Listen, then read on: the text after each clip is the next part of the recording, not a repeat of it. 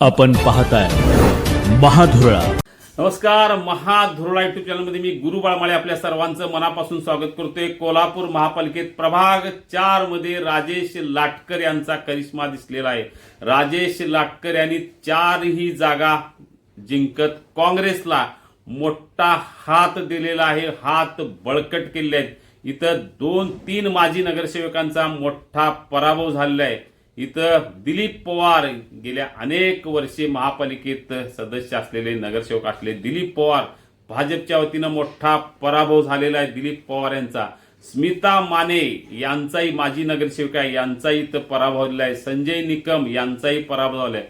3 माजी नगरसेवकांचा धक्कादायक पराभव इथं झालेला आहे. हे सगळे भाजप आणि सेनेच्या वतीनं मैदानात होते. इथं राजेश लाटकर यांनी आपला करिश्मा दाखवलेला आहे. राजेश लाटकर यांच्यासह विशाल चव्हाण आणि घाटगे यांचा इथं विजय झालेला आहे.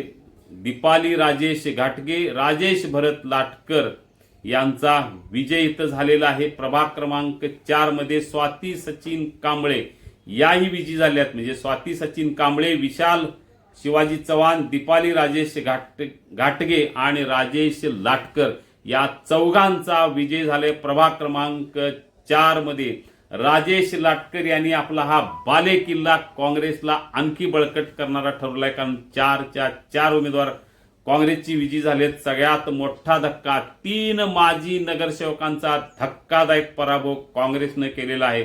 संजय निकम, दिलीप पवार आणि स्मिता माने हे तिघही माजी नगरसेवक होते. या तिघांचाही राजेश लाटकर यांच्या नेतृत्वाखाली पराभव झालेला आहे. आमदार सतेज पाटील यांचा हात बळकट करणारा हा निकाल राजेश लाटकर यांनी ओढून आणलेला आहे. कारण बालेकिल्ला त्यांचा आहे. त्यांच्या बालेकिल्ल्यात मोठं आव्हान महायुतीने उभं केलं होतं आणि हे आव्हान पेलत लाटकर यांनी मोठा विजय इथं मिळवलेला आहे.